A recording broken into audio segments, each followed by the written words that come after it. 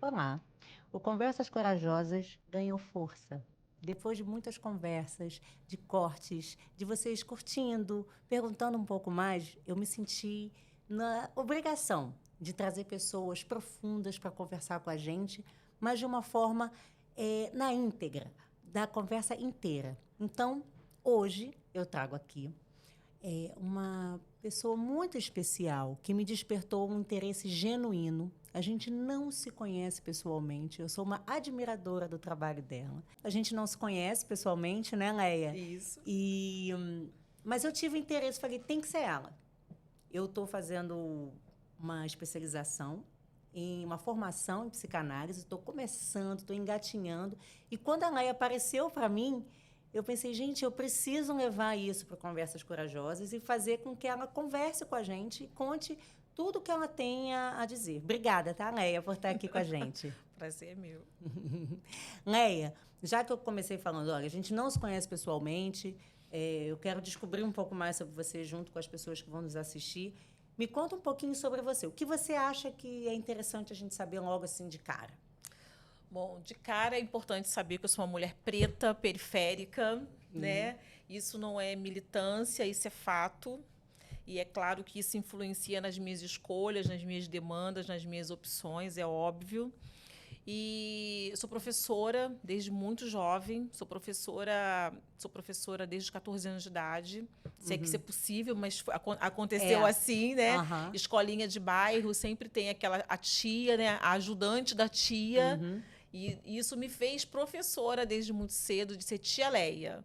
Então, sou tia Leia desde muito cedo e isso me trouxe muito orgulho, isso me traz muito orgulho. Hoje eu vejo meus alunos já, sabe, adultos fazendo outras coisas. E me trouxe essa força pelo conhecimento. O conhecimento é o que me movimenta, o que me motiva. Me conta o que você ensinava com 14 anos. Eu ensinava na alfabetização. B com A faz Bá, B Entendi. com E faz B. Aham. E ensinava tudo isso, porque a tia dava aula, saía para outra sala, a escola de bairro, né? A ajudante que ficava, a ajudante que colava atividades no caderno, a ajudante que corrigia. Que fazia mesmo, né? Exatamente. É. E aí, de ajudante, eu fui ficando a ser a professora da sala. Interessante você ter falado isso, que eu já pensei aqui numa fala que eu repito e gosto de insistir, que a gente precisa realmente buscar as pistas que a vida nos dá. Eu repito isso algumas vezes e quantas vezes forem necessárias, porque eu acho que isso faz parte do nosso autoconhecimento. Se você, com 14 anos, percebeu esse dom de ensinar e a satisfação que traz para você mesmo isso, você conseguiu trazer isso como um ofício da sua vida, já é uma espécie de autoconhecimento, né, Léa? Sim, claro que é uma coisa que ainda não era consciente, né? Não era. Era Me uma conta. necessidade. Era uma necessidade, porque a gente tinha que trabalhar para estudar. Certo. E aí o que dava para conciliar era esse trabalho. Mas te dava satisfação. Muito, muito. Ali eu entendi que eu tinha o talento para desenhar, para cortar, para pintar. Eu fui me conhecendo meus talentos, os meus dons. Olha que frase maravilhosa. Eu fui conhecendo os meus talentos e os meus dons. Quantas pessoas a gente conhece que falam, eu não sei. Não, Concorda, eu né? fui conhecendo. Hoje eu sou uma pessoa que corto a tesoura, tenho uma boa coordenação motora fina, muito boa. E assim, eu fui compreendendo. E as coisas foram se encaixando, né? Foi um quebra-cabeça que foi se encaixando. Hoje eu posso dizer que eu sou mestre, né? Eu sou pedagoga. E meu interesse sempre foi voltado para o ensino genuíno. Eu sempre fui professora de alfabetização, sempre fui aquela que fez essa parte mesmo da criação, do desenvolvimento. Na pedagogia, optei por lidar com essa pedagogia mais social, compreendendo que as crianças tinham uma outra maneira de aprender. Mas o quê? Isso foi desenvolvendo. Quando eu fui de verdade exercer, eu esbarrei com o quê? Com a escassez, que isso era uma profissão que não tinha, dava dinheiro. Certo. É uma pena, né? E aí eu tinha filha para criar. E aí o que aconteceu? Eu preciso ganhar dinheiro. Então eu fui ser técnica de enfermagem para ser instrumentadora cirúrgica. Uau! E nisso esbarrei no quê? Na minha questão nata de professora. Acabei dando aula. Então, porque você se conhece. Exatamente. Concorda? Eu era excelente técnico, mas também era uma boa professora. Na instrumentação cirúrgica, fui ser professora. Fazendo o curso, fazendo aqueles negócios todos, a professora viu em mim e falou, caramba, um trabalho que eu apresentei, ela disse, apresenta esse trabalho para a turma. Porque você poderia chegar para mim e falar assim, eu comecei a técnica de enfermagem e hoje eu estou em diversos hospitais e faço trabalhos. Você não foi por essa linha, porque você voltou pela sua satisfação. Isso aí. Acho que não tem o rio, né, que acha o caminho? Sim, perfeito. É o córrego, né? É o córrego. Ele vai se procurando para desaguar. Vai achando o seu caminho para desaguar. E aí isso foi acontecendo, mas sempre dentro de uma ótica muito clara de busca de necessidade. Necessidade financeira. Porque a vida é isso. A gente não pode também viver romantizando, achando é isso que eu quero fazer. A gente precisa equilibrar né, as situações. Não foi. E aí, hoje, eu fiz pedagogia, desenvolvi, trabalhei muito em escola. Quando eu fui fazer instrumentação, instrumentei muito durante 8, 9 anos, numa equipe maravilhosa, que eu sou maravilhada com isso. E como é que é lidar com a doença, Então, é um cenário difícil, É um né? cenário difícil. Eu fiz o caminho inverso, né? Eu fui para a doença, para a fisiologia, né? Para a anatomia da coisa. A doença ali, ao vivo. Física, né? Física. E hoje eu estou na doença mental, né? Mental. Nas dores da alma, digamos assim. E aí a gente... Assunto tão importante. Assunto tão importante. E, assim, lidar com isso, o que mais dá medo nisso, Thaís, não é lidar com isso. É lidar com... Não é a romantização, mas é você perceber que aquilo ali não te toca mais. Entendeu? E aí, faz sentido com o livro, né? Quando a gente fala do rabo da lagartixa, das transformações, dos ciclos que se encerram, né, da gente entender o que não serve mais para a gente deixar para trás, para a gente seguir, você rapidamente já se colocou aqui como uma lagartixa, né? E que isso só acontece, eu insisto em dizer, em quem se conhece, mesmo que não tenha sido consciente. Isso aí. Né? Mas eu acho que você já traz aí uma evolução como pessoa. Assim, você se reconhece. Até quando você fala, eu sou uma mulher preta, você se enxerga, você se coloca, você se posiciona. Sim. E eu acho que isso não é fácil. Sim. Não é fácil. Você, como com um consultório, você estudando mesmo a psicanálise e tantas outras, né? Você faz também mestrado em... Eu faço pós-graduação em filosofia. Então, me conta, me fala o que você quiser falar. Mas dentro da minha especialização nisso... O que você encontra de pessoas perdidas sem saber quem são? Muitas, não é? Muitas. Então, muitas. É essa a mensagem que eu quero passar. Muitas. E assim, o fato das pessoas estarem perdidas, eu também entendo que a gente vem de uma cultura que precisa trabalhar para ganhar dinheiro. Né? E aí ela precisa trabalhar para ganhar dinheiro. Eu até algum momento, para mim também foi assim. É claro que eu me encontrei. Nem todo mundo acontece isso. Então, ela termina, de fato, aos 65, se aposentando, amargurada, ressentida, chateada e que a vida acabou. E hoje a gente ainda tem uma expectativa de vida maior do que antigamente. Isso então, é mais perigoso ainda esse cenário, né? Exatamente. Então, esse era o cenário. Hoje, eu tenho uma mentoria Identidade e Propósito e ela começou com o Masterclass, que era o quê? Eu reúno os especialistas naquilo que ele mais sabe fazer. Não que ele seja o master, né, intelectualmente, de fato, mas ele deu o máximo dele naquilo ali. Então, tem um diferencial quando ele passa isso para o outro. E aí, um desses Masterclass que a gente produziu, que a gente fez, a pessoa fala exatamente disso, do prazer de exercer aquela profissão. Sim. E assim, é muito doloroso, porque tem os percalços do empreendedorismo, tem essa vida contemporânea, né, bem escassa, bem diferente. E aí, uma das coisas mais bonitas que eu ouvi foi uma pessoa que saiu de uma licitação de sei quantos mil mensais, assim, trabalhando muito bem, que hoje produz velas. E ela falou assim, eu me achei, hoje eu trabalho por prazer. Não, a gente escuta falar muito hoje em dia de recolocação profissional, né? Eu mudei de carreira, a gente não ouvia falar disso antigamente, né? Mas a transição de carreira, ainda assim, por prazer, É muito difícil. É muito difícil. É muito difícil. E assim, transicionar para ter uma carreira para você ter prazer, é você ter uma mente muito, muito desapegada. Ou muito, muito voltada para si, né? Para sua satisfação. Não acha, não? Olha, é um misto, né, Thaís? É um misto. Porque eu também ando muito na contramão, né? Por quê? Conta. Porque eu venho da periferia Certo. para abrir caminho. Então, eu ando na contramão. Eu vejo esse caminho inverso, né? Eu faço esse caminho, eu estou contra a maré. Isso é inevitável, é fato. Sabe? Hoje isso não me desestimula, isso não me faz ser uma pessoa chata, isso não me faz ser uma pessoa, sabe, Te que tá o tempo impulsiona. inteiro. Não, isso é natural para mim. Isso é natural. Por quê? Porque hoje estar nessa contramão não é uma coisa que me ofende.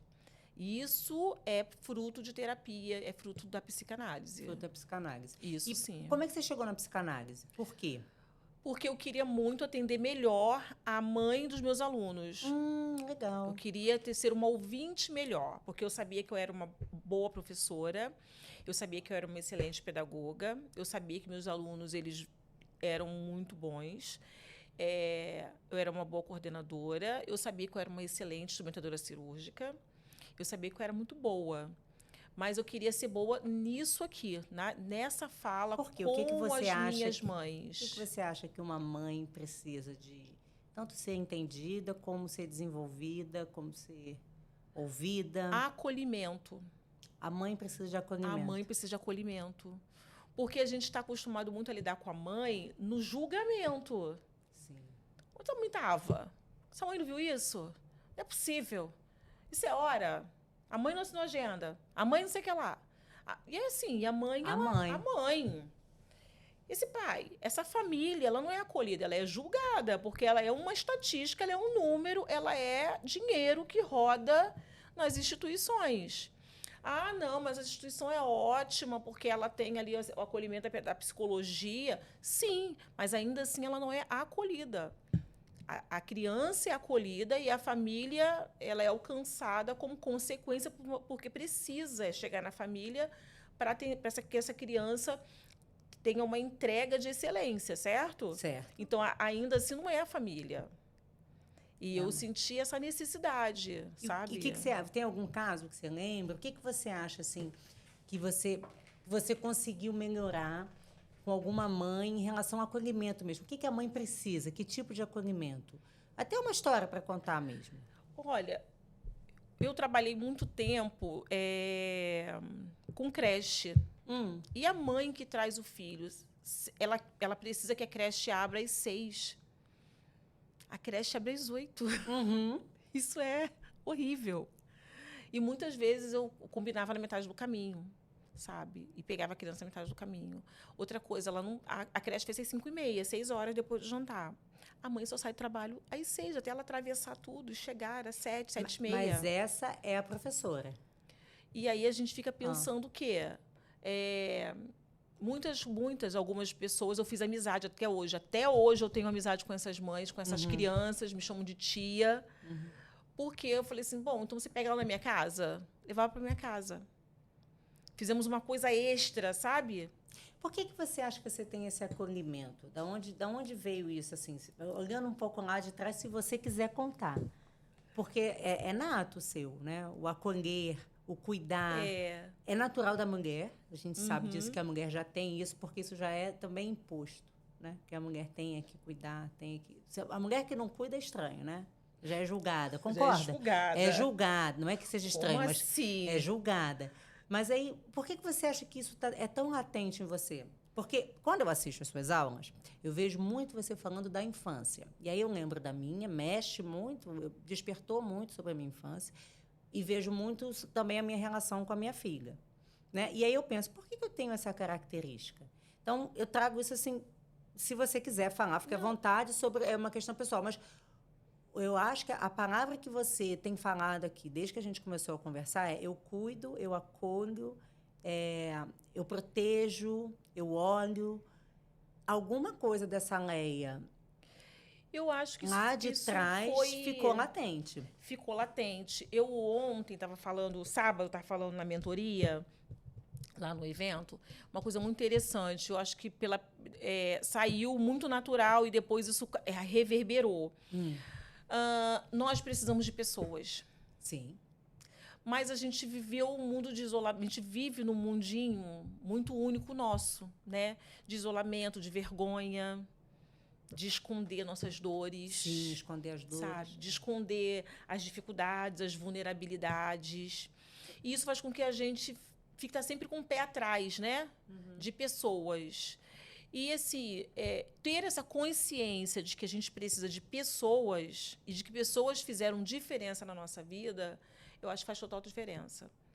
Eu tive pessoas. Eu acredito que pode...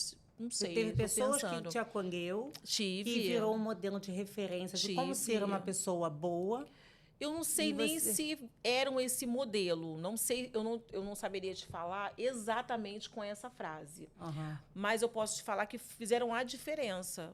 Porque quando a gente tem as impossibilidades, né, de uma periferia, um quintal com 10 crianças, a gente tem ali 10 impossibilidades dentro de uma periferia, de repetir padrão, né? E aí a gente começa a despontar. Hoje eu acredito que dos 10 eu sou a número 1 que despontou desse lugar. Certo. Aí hoje eu tenho minhas irmãs, tenho alguns primos, sabe? Hoje nós somos, não repetimos o padrão, sabe? De pessoas improváveis, de que ficou naquele mesmo lugar. Que acabou aquelas crenças limitantes e acaba... Exatamente. Porque é um caminho mais difícil. E aí... eu percebo isso, mas eu tenho para te falar que tinha uma professora me olhando muito, então ela está aqui. Tinha uma outra tiazinha me olhando muito, vou levar ela para esse lugar aqui, sabe? Fui trabalhar de babá, tomar conta das crianças. Enquanto eu tomava conta da criança, a vizinha estava olhando e falou assim, você não quer dar aulinha? Você é tão boa. Me levou para ali. Quando eu estava aqui, uma outra pessoa já me olhando, olha, você é muito boa, você podia ser secretária lá no consultório, lá no Laranjeiras. Opa, de São Gonçalo para Laranjeiras é outro universo, né? É um universo. Então, fui eu lá. E aí, eu estou lá em Laranjeiras, sendo olhada, e aí, você vai fazer faculdade? Vou fazer vestibular? Não sei o quê, vou. E aí, como que acontece? Acontece 17, 18 anos, e aí eu faço UERJ. Fiz o UERJ, e aí a dimensão do que era o UERJ no Rio de Janeiro é diferente do que era o UERJ para São Gonçalo. E aí eu convivo com pessoas que me apresentam assim, essa aqui é Meleia, minha secretária, ela faz o UERJ. Aí eu faço o UERJ, tem uma coisa aí que... É importante dizer. Aí caramba, eu faço o UERJ. Sabe? E aí eu falei, nossa, tem um peso aí. E isso foi crescendo em conhecimento. É impressão minha, todas as vezes que você foi citando essas pessoas, eram todas mulheres? Todas mulheres, com certeza. Com certeza, mulheres importantíssimas na minha vida. Sempre mulheres, né? Sempre mulheres. Por que você acha isso? Porque nós somos mais afiadoras. Eu falo que as mulheres com quem eu trabalho me afiam. Elas me afiam, me tornam melhor. Afiar mesmo, ferro com ferro. Entendi. Nós somos mais combativas, competitivas, sabe? A gente é mais de colocar a outra no lugar dela. Eu acho que eu encontrei mulheres que foram me colocando assim, sabe? Foram me afiando. E isso é... Você não tem aquela mulher que fala assim, ai, Leia, bota esse óculos aqui. Não. Aí eu fico... Não. Bota o óculos, tá? Bota o óculos. Aí, opa, como assim? Então, assim, eu só tive pessoas assim. Eu tinha uma coordenadora, Anne Grace, que eu falo com o nome dela. Eu até lembro até hoje o nome dela. Ela era terrível comigo. Foi a minha melhor coordenadora. A mulher me afiou. Com 21 anos... O afiou eu amei. Mas ela não afiou de forma confortável. Ela não! Te deu um desconforto mesmo. Me deu total desconforto. Engraçado. Isso, a nível de me colocar, a nível de me perfumar. Olha isso. Olha isso. Você precisa estar mais cheirosa. Você está me chamando de fedorenta? Isso no início dá, né? Eu tive uma chefe no passado que ela me chamava de pastel. Mas aquilo... Se ela assistir isso, vai ser engraçado. Ela vai saber quem é. Me chamava de pastel. Mas aquilo me deixava revoltada. Isso aí. Aí hoje, quando eu olho para essa Thaís de lá de trás, isso deve ter uns 8 anos, eu era uma pastel. Não, pastel. E aí, quando acontecem situações hoje, no meu trabalho de hoje, e aí pode vir aquela Thaís pastel, aí eu falo, não vou ser. Você me fez lembrar dessa história. Eu não vou ser. Eu vou enfrentar, eu vou me posicionar. É isso. Porque às vezes o que desafia a gente não é o desconforto. Às vezes não, né? O que desafia a gente, o que faz a gente crescer é o desconforto. É o desconforto. É o desconforto. E a gente é afiado. E assim, ferro afia ferro, né? Legal. É ferro que afia Muito ferro. bom. É fogo que molda. Deixa eu trazer para você uma coisa que já veio na minha cabeça. Eu vou tirar essa dúvida. Eu quero ter essa conversa com você sobre um ponto também que eu venho falando bastante, né? Eu conto uma história que é assim. Teve um momento da minha vida que eu precisava me reconectar comigo mesma, mas eu estava perdida. Acho que isso vai e volta, né? A vida é uma montanha-russa, isso vai e volta. A gente vai reorganizando. Reorganizando a todo momento. Quando a gente acha que organizou, desorganiza de novo, que fazia sentido, de repente para de fazer sentido. Mas naquele momento, estava perdida, uma amiga minha virou e falou, vamos fazer um retiro Hare Krishna? Eu falei, vamos. Não sabia nem o que eu ia encontrar. Né? Falei, vamos. E fui com ela. Eu já contei essa história algumas vezes. Para esse retiro Hare Krishna. Independente da religião, porque isso aí tem que ser respeitada por cada um, eu quero trazer aqui o que de valores eu aprendi ali. Né? A gente trabalhou todo mundo junto, todo mundo lavava a louça junto, todo mundo comia junto, fazia os exercícios. A primeira vez que eu fiz yoga na minha vida foi nesse retiro. O contato com a natureza, a cachoeira, tá, onde eu quero chegar. A gente subiu um monte às 3 horas da manhã para fazer meditação, que eu curto muito. E aí tinha uns monges que faziam faziam alguns ensinamentos que eles são muito estudiosos e têm muitos pensamentos positivos sobre a vida. E ele me falou, diante de muitas e muitas e muitas frases, ele me falou uma frase que ficou marcada, né? Que foi, a consciência é a potência da alma. Eu levo essa frase para tudo da minha vida, que é a questão de trazer o momento presente e tudo mais, né?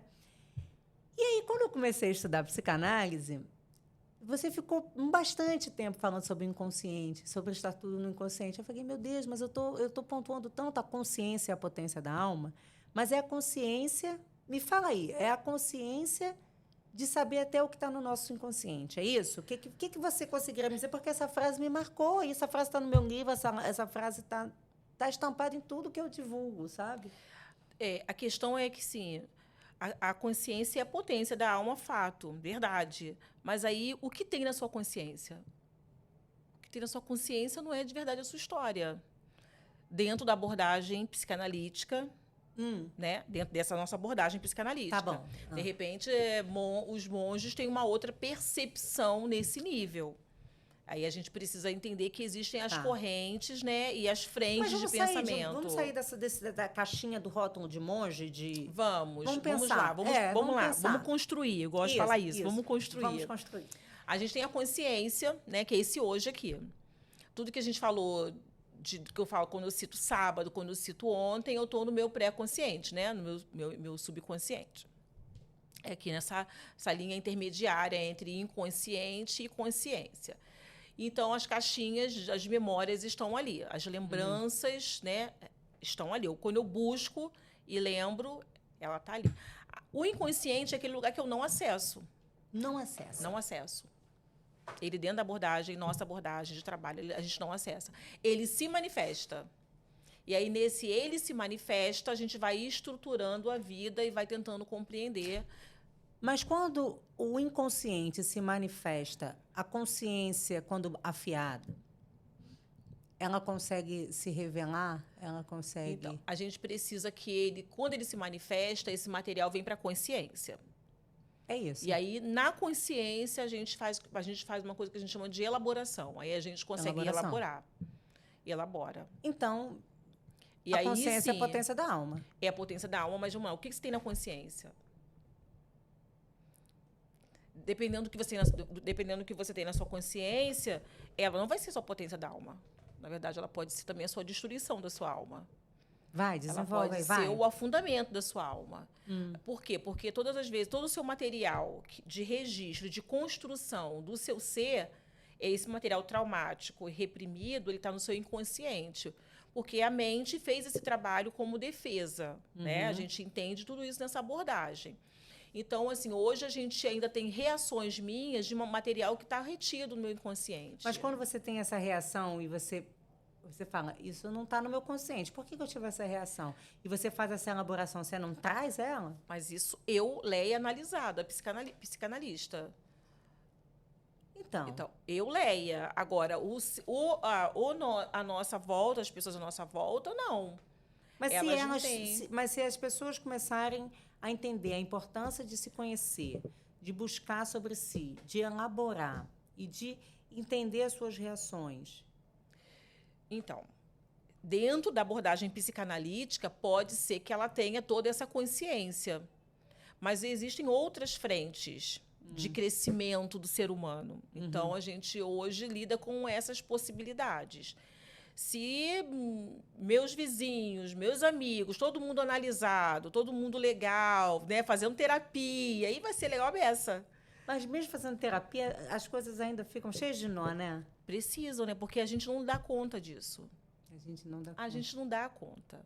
O que a gente dá conta, por exemplo, o que eu dou conta hoje é das ferramentas que eu tenho para não me ofender com o mundo. Tá. Porque quando a gente tem um autoconhecimento, a gente não se ofende. Não se ofende, sabe? E eu vou compreender a Júlia, vou compreender o Ronald, eu vou compreender a recepcionista, vou compreender meu Uber que deu 500 voltas, eu vou compreender a recepcionista que estava de mau humor, dei bom dia, ela me ignorou. Eu vou compreender, porque é o problema deles, não é meu. Eu costumo dizer, olha, sabe? é ele com ele mesmo. Não é pessoal. Quando a gente começa a viver com uma pessoa muito amarga, então fala, isso ele com ele mesmo, não é comigo. Mas né? isso é novo, Thaís, isso é novo. Eu cansei de brigar na fila do pão. Sim. Claro, eu cansei de brigar. Tá me ofendendo? Eu também. Eu tá também. me tirando? Eu também. Tá pensando que eu sou o quê? Sabe quem eu sou? Mas eu sou ninguém, não era ninguém ainda. Não, sabe quem eu sou? Não, amor. Não, 20 anos atrás. É. Briguenta, reativa, sabe? Chata. Mas eu costumo dizer isso mesmo. Quando a pessoa começa a me incomodar, eu penso, não é comigo.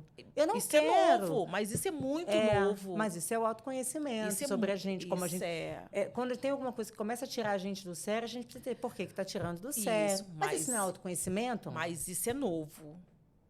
Isso é uma coisa muito Isso é novo na lei ou isso é novo na... É novo no Porque hoje a gente fala mais de saúde mental, da importância. Isso. Não se dava importância tanto a isso. O estereótipo ainda é da mulher barraqueira, ainda é aquela mulher que vai lá e resolve tudo. Adorei. Ainda é a mulher que vai, a mulher que tem que equilibrar os pratos. Tá desequilibrada.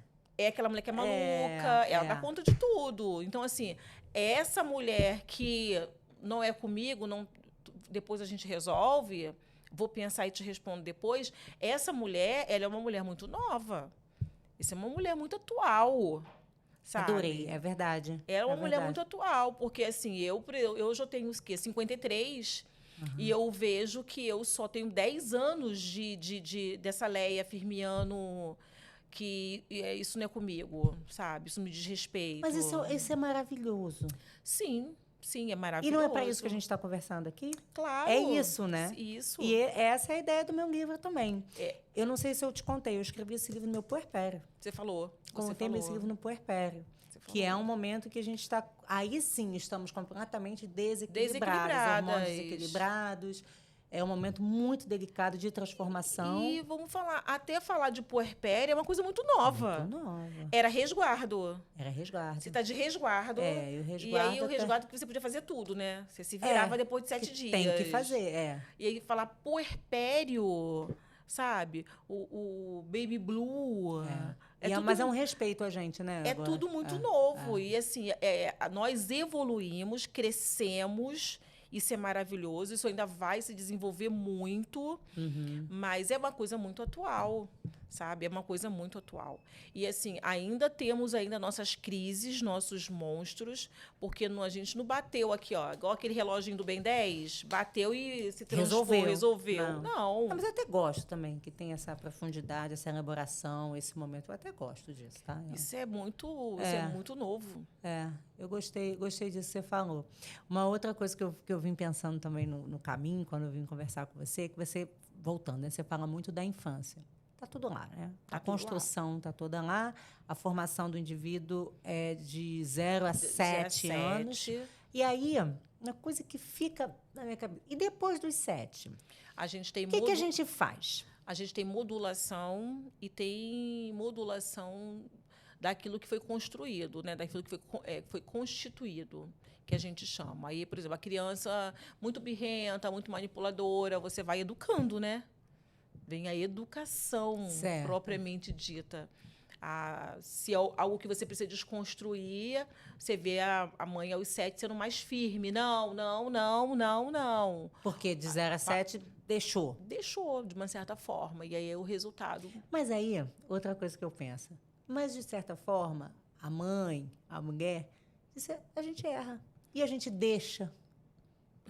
Não existe uma criação perfeita. Não. Não existe um entendimento perfeito daquele ser que está com a gente. Não. Então, a gente conduz com maior amor e carinho e não existe uma fórmula perfeita. Não, nem cartilha, nem nada. E essa receita pode desandar, mesmo você tentando fazer tudo certo. Passou dos 7...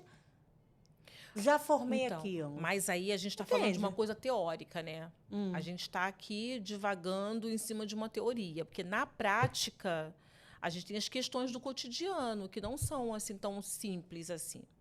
Você vai realmente, como eu vou falar, tem uma coisa muito interessante. Eu tenho um neto de 5 anos, né? Então a minha filha, ela tem muitas críticas com relação à minha maternagem, é óbvio. Exatamente, é isso que eu quero dizer. Isso aí, é muito legal. Mas hoje ela se vê fazendo a mesma coisa que eu. Aí ela fala, ai, meu Deus, que droga. Falei igual minha mãe falava comigo. Por que você acha que ela faz? Porque minha filha, né? Porque sua filha. Porque minha filha. E é claro que o fruto não cai longe da árvore. Não tem como. E aí, mas o muito mais engraçado é ela ter essa consciência e esse insight. Agora. E aí, uma das coisas mais carinhosas que ela me disse, que foi, assim, quando ela estava no puerpério de Arthur, foi que ela disse, mãe, agora eu entendo que tudo que você faz comigo é maternagem, é maternar. E foi muito legal, porque eu aprendi coisas com ela, e ela coloca hoje em prática coisas que eu ensinei para ela, coisas que ela não gostaria de fazer repetir com o Arthur, e coisas que ela faz que não gostaria também. E coisas que ela viu que dava certo. E, assim, é muito interessante a nossa troca hoje, ela é muito diferente. Mas é aquilo que eu falo para você. Além de tudo ser muito novo, é tudo muito da hora, é muito orgânico. Isso, a gente pode trazer isso dentro da teoria de 0 a 7, não sei o que, não sei o que lá, não sei o que, não. Só que hoje eu fui procurar a quarta-feira da minha agenda. Cadê minha agenda? Gente, cadê a quarta-feira da minha agenda? Cadê a quarta-feira da minha agenda? Alguém arrancou a página da quarta-feira da minha agenda. Como isso, gente? Eu falei, gente, como é que é a quarta-feira da minha agenda? Como é que pode isso? Que eu deixei a agenda aberta, fui trabalhar, deixei no meu escritório. Fui fazer outra coisa. Aí eu falei assim, já sei.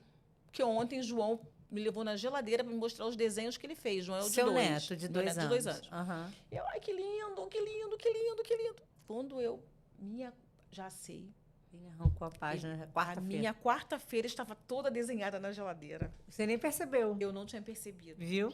Só que eu poderia fazer o quê? Um escândalo, né? Meu Deus, não estou acreditando que horas que essa criança pisou no meu escritório. Eu olhei para lá para a agenda e falei assim, meu Deus, minha quarta-feira. Tirei a agenda da quarta-feira. Pegou de volta o desenho, checou e botou. Chequei, colei lá. Isso é muito orgânico, sabe? A gente não dá essa conta toda. Não dá. Antes de vir para cá, passei em casa correndo. Mas você está falando só de situações... Mas fala. Passei em casa correndo, né? E aí, olhei o caderno de Arthur assim, em cima da mesa. Eu falei assim, Clara, Arthur fez o dever de casa. Clara. Aí falando assim, minha filha, o caderno de Arthur está em cima da mesa. É para ficar lá. Meu Deus, o dever de casa! Esqueceu. Virou correria, abre o caderno de casa, é o numeral 11, não sei o que lá. Isso voltava 5 minutos para a rota, passar, pegar para levar para a escola. Virou uma gritaria. Então, mas tudo que você está me falando é tudo em amor. Você acha? Acho. Acho. Isso é cuidado, isso é zelo. Ó, imagina você encontrar um adulto que não teve esse cuidado. Que a mãe não gritou o dever de casa, a agenda. Temos muitos. Muitos. Eu sou prova disso. Eu fui a criança que não precisava ir à escola. Não precisava. Por quê?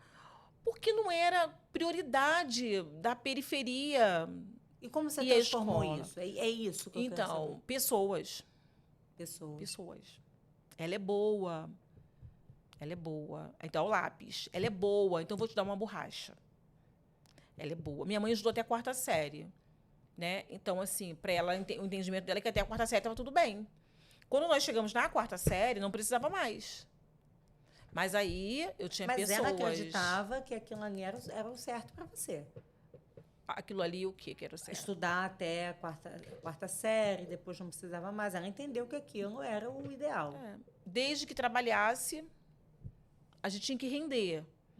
É uma realidade de contramão, como eu te falei aqui na nossa lição de conversa.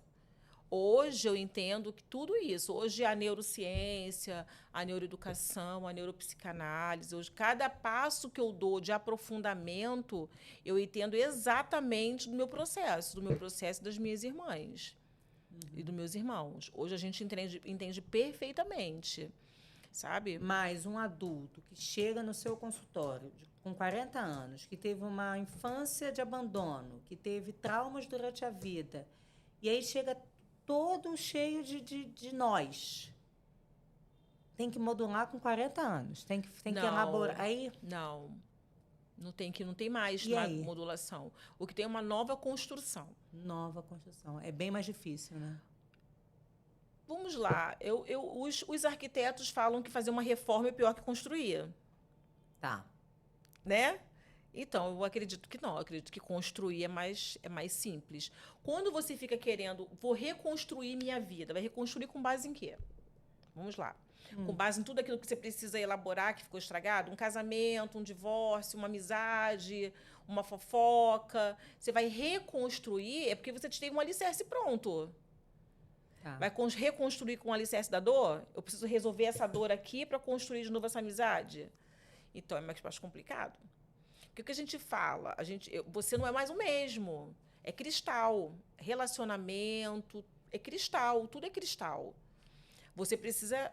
Você não remenda. Vai passando. Não retrocede, você não retrocede. Você não remenda. Você não cola cristal. Sabe? Você constrói novamente. Isso são as relações também, Todas né? as relações. Todas as relações. Todas. Por quê? Não por causa do outro, Thaís, mas por causa da gente. Eu não sou mais a mesma. Eu, Leia, não sou mais a mesma. Não sou mais a mesma do ano passado. Sabe? Não somos. Não sou. Não somos. Então, assim, quero reconstruir essa amizade aqui. Não, foi um ciclo, acabou, se encerrou. Eu não sou mais a mesma.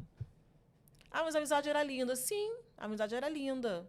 Mas eu não sou mais a mesma. Aquela pessoa também não é mais o mesmo. Então, as relações vão se reconstruindo a todo momento. Vão. Né? Esses dias eu vi algo muito legal. Como é que você consegue ser casada com a mesma esposa há tantos anos? Ele fala, porque eu vou me apaixonando todos os pelas dias. Versões novas, Isso né?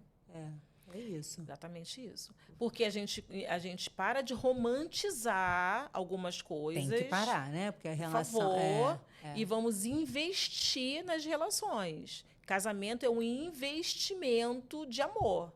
E amar é uma decisão. Você escolheu aquela pessoa para amar. Então, você precisa investir nesse amor. Isso é sabe? lindo. Você precisa investir em estar bem, em estar asseado, em ter uma palavra gentil, sabe? Em se preocupar, em cuidar, em respeitar. Entender. Né? Então, assim, é investimento. Eu estou investindo nessa pessoa que eu gosto, que eu quero estar, que me dá prazer. Agora, em um determinado momento também, quando você começa a investir e entende que não está acontecendo, hoje a gente pode escolher o divórcio. Então, porque relacionamento é meio a meio, né? Porque você está investindo naquela pessoa e a pessoa está investindo em você. É uma troca de investimento. E se você ama muito, ama muito, ama muito, e a pessoa não te corresponde nesse muito que você ama, em algum momento você pode estar amando uma versão que você criou Que dessa você criou, pessoa. perfeito. Então você não está amando a pessoa, você não está dando à pessoa a oportunidade de ela ser a pessoa que você vai amar. Né? Você está amando aquela versão que você criou dela.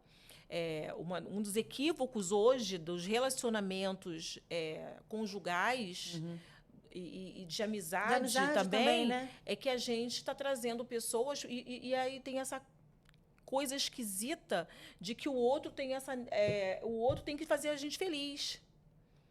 O outro não tem, sabe, a obrigação de me fazer feliz. Ele não tem a obrigação de corresponder às minhas expectativas. Ele está nem naquele lugar de amizade para ser leal, para a gente ter uma troca, para rir, para gargalhar, para amparar, para acolher, para caminhar Um parceiro, né? junto, para ser parceria. Agora, se eu tenho questões pessoais minhas que eu trago o outro para preencher esse vazio, aí é injusto com o outro. É injusto. É injusto. E não funciona. Não funciona. A conta não fecha. Funciona enquanto tiver paixão. Enquanto tiver troca de Que interesse. interessante. Funciona. A paixão é troca de interesse? Troca de interesse, claro. Vai, sempre fala vai, mais. sempre fala vai mais. ser uma troca de interesse. Todas Sempre as vai relações ser. têm troca, né? Tem trocas. Tem trocas. Todas as relações Sim. têm A trocas. busca de prazer. Enquanto o outro te dá prazer, você está ignorando até os sinais que ele está te dando de que ele não cabe nesse seu número. Ele não é seu número. Mas enquanto tiver prazer ali, E aí a paixão. a paixão está funcionando. Quando aquieta tudo, esses hormônios abaixam, esses neurotransmissores vão baixando e você começa a olhar assim, caramba, sabe? Fulano faz um sexo legal, mas na verdade a outra parte ele não faz. Fulano me traz café da manhã, faz tudo, mas o sexo não é bom. E aí? Aí quando a paixão. Baixa, algumas coisas começam a destoar. Você começa a ter clareza de quem é o outro. É essa clareza que começa aí os conflitos. A amizade. Poxa, fulano, bora. Tem um momento que acabou também, sabe? E aí... E a amizade tem algo interessante que também você não precisa terminar uma amizade, né? A amizade ela vai morrendo. Vai. As relações amorosas, você rompe e terminamos, acabou. A amizade, você vai deixando de lado. Fica um silêncio, né? Fica um silêncio incômodo, né? Fica. Fica um silêncio. Eu acho mais difícil. Porque quando você encerra, você começa um outro ciclo. Agora, a amizade ela vai se desfazendo e vai indo, mas você não oficializou aquele término. Às vezes, até nem dentro da gente. E é difícil mesmo. Eu tenho uma pessoa que eu quero ser amiga dela, ela não quer ser minha amiga. Sei. Eu tenho uma amiga que a gente... Ela até participou da última Conversas Corajosas. Amiga irmã, assim, uma admiração tremenda. E aí existiu um ruído na nossa comunicação. E eu falava, eu quero ser sua amiga. Ela falava, eu sou. Mas ela ficava em silêncio. Mas eu sou, para não retribuir. E aí a gente ficou anos sem se falar. E, naturalmente, os assuntos voltaram a fazer sentido e agora a gente voltou a ser amiga novamente. Outro momento, vocês são maduras, são Outras outras pessoas, mulheres, outras pessoas. De repente, se insiste naquela época a imaturidade. Até hoje eu não sei ia o se que aconteceu, magoar mas também não mais. tem mais importância também. Que bom, que bom. Mas a gente tem esse tipo de coisa. A gente tem esse tipo de desejo, né? Os nossos objetos de desejo, como diz Lacan, eles vão mudando. A gente vai amadurecendo e nossos objetos de desejo, nossas fontes de prazer Mudam. Vão sendo outras. Eu acho assim, de tudo que a gente conversou aqui, a todo momento a gente falou de transformação. Né? A todo momento. Eu acho que o que mais me interessa, eu sou uma pessoa apaixonada por pessoas também. Eu fui desafiada esses dias para falar de inteligência artificial, que inegavelmente é uma ferramenta... Fantástica. Não tem o que falar.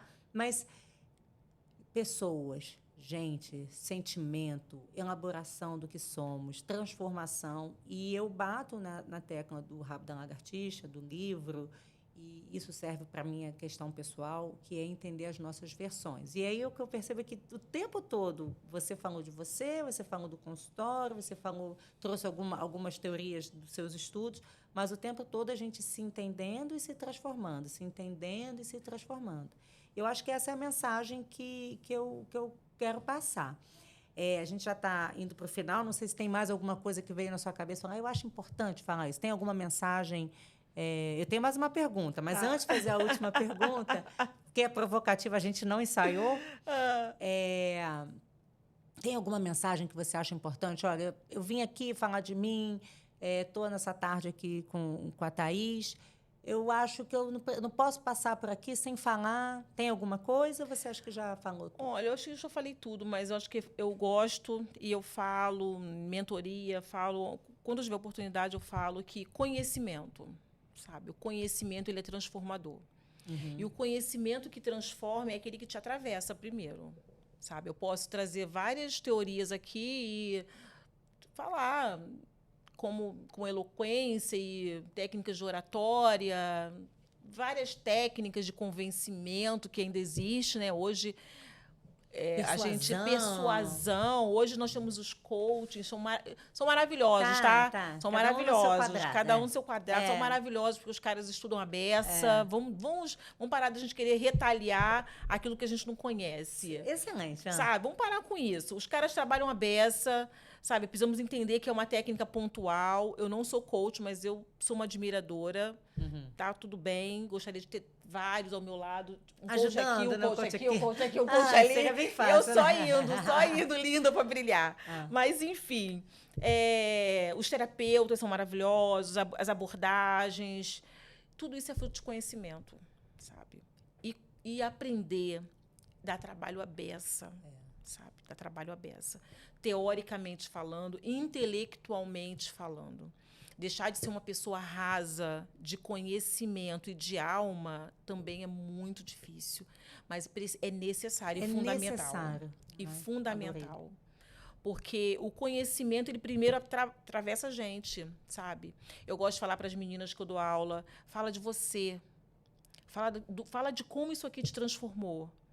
A melhor aula que você pode dar é a aula que aconteceu com você, porque está na prática. Você fica procurando exemplo dos outros, exemplo do livro, você vai acabar citando alguma coisa equivocadamente. Né?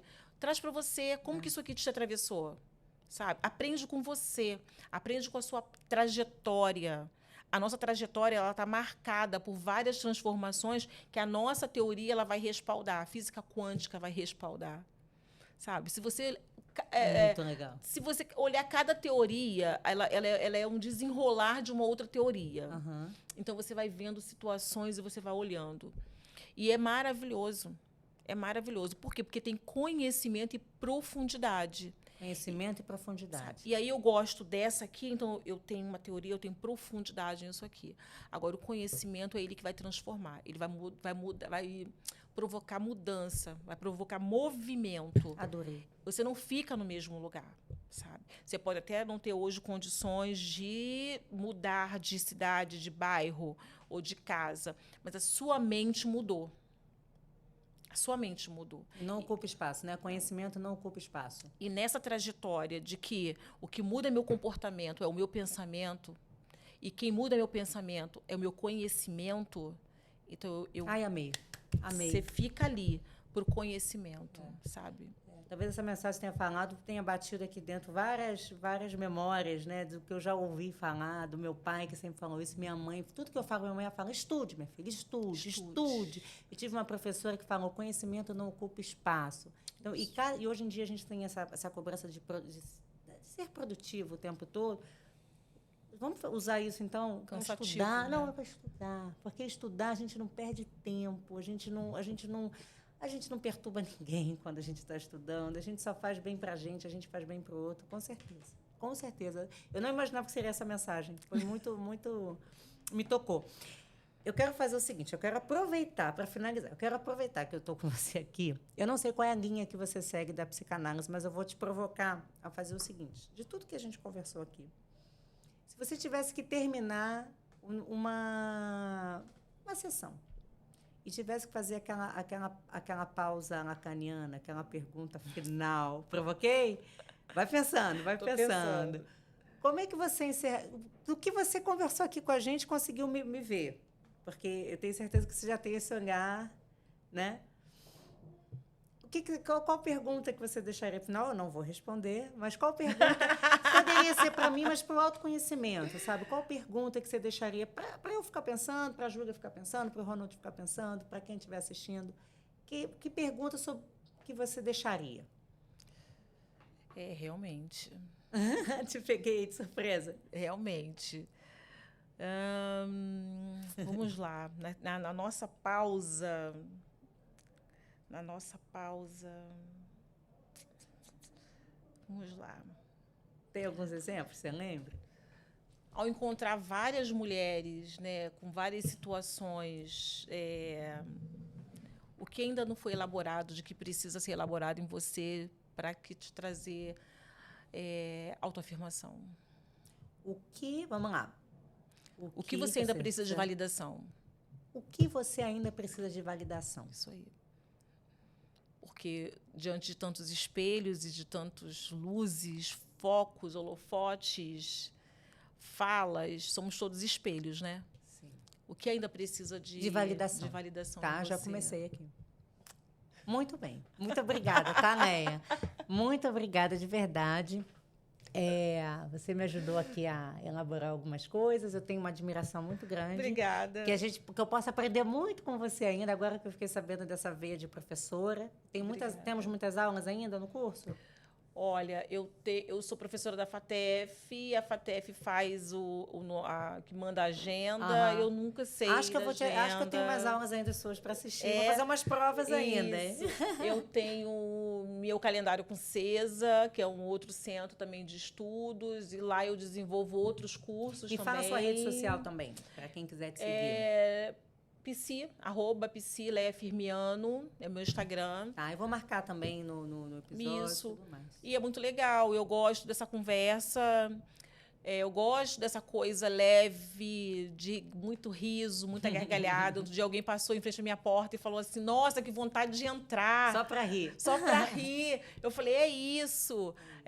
A gente começa a terapia de forma tensa, intensa, mas o manejo clínico leva a gente para esse lugar de terminar de forma leve, porque eu preciso te levar ao fundo e trazer você de volta, né? Isso é uma responsabilidade ética e nossa, né? Da prática clínica, né? De trazer e terminar bem. E terminar bem. E assim que a gente já terminou. Exatamente. Hoje. E eu gosto disso, sabe? Eu gosto dessa coisa leve, dessa coisa que ri, que dá gargalhada. Eu gosto de rir para trás. Eu gosto de jogar a cabeça. Eu gosto de gesticular. Eu também. E e a gente se identifica, né? Eu também. Outra coisa que eu acredito muito, Thaís, é que a gente não se aproxima por coincidência. Não, de jeito nenhum. A conexão ela é inconsciente. De jeito nenhum. Até isso eu acredito. É isso. Obrigada, viu? Nada, obrigado você.